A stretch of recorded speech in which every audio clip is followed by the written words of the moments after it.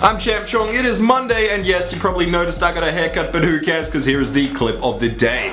They want a good ball in from him here. Into the middle, and he strikes for a goal! And it's in for the goal! For the most part of the match, they've been the better side, and it's now reflected on the scoreline. Yeah, they're turning the screw, showing the superiority.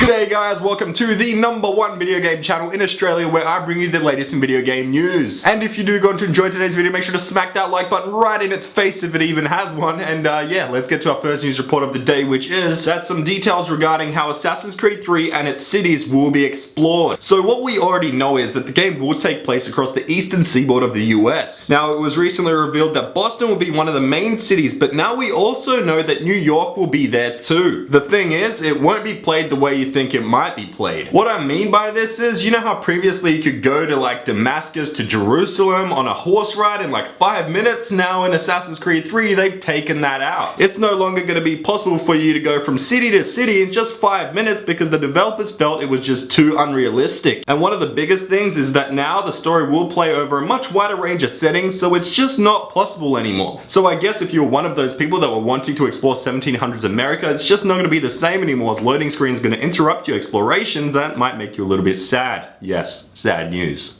Sad news! What the fuck?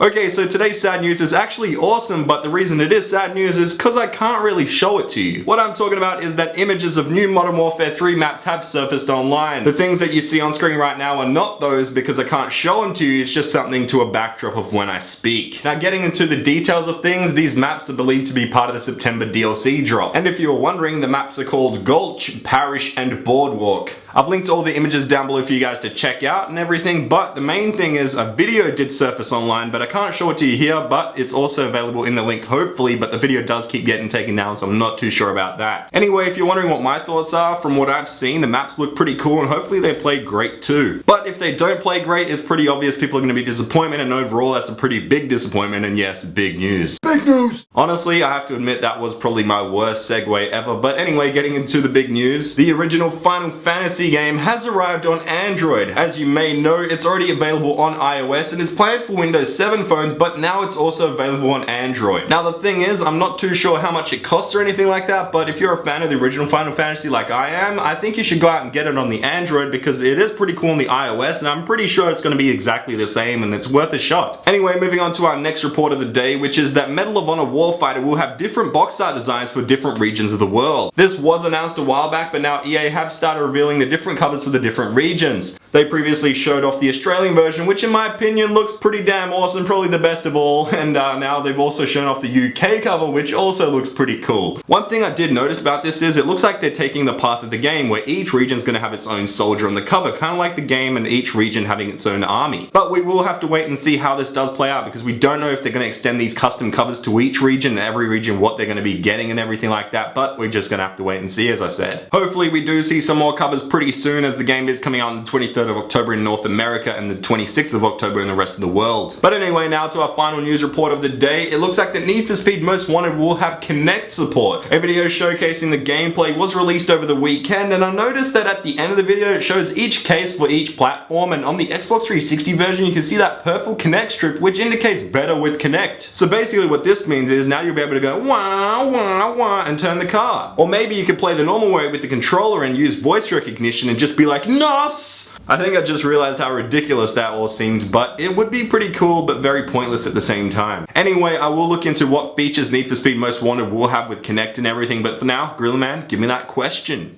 Thanks, Gorilla Man. Okay guys, Gorilla Man wants to know, what do you think video games are going to be like in 10 years from now, and why? So put your answer down below in the comments section. You can end up on Wednesday's show, but if you enjoyed today's video, make sure to smack that like button in its face, because I'm Champ Chong, my accent's Australian, and here are the answers to Gorilla Man's previous question.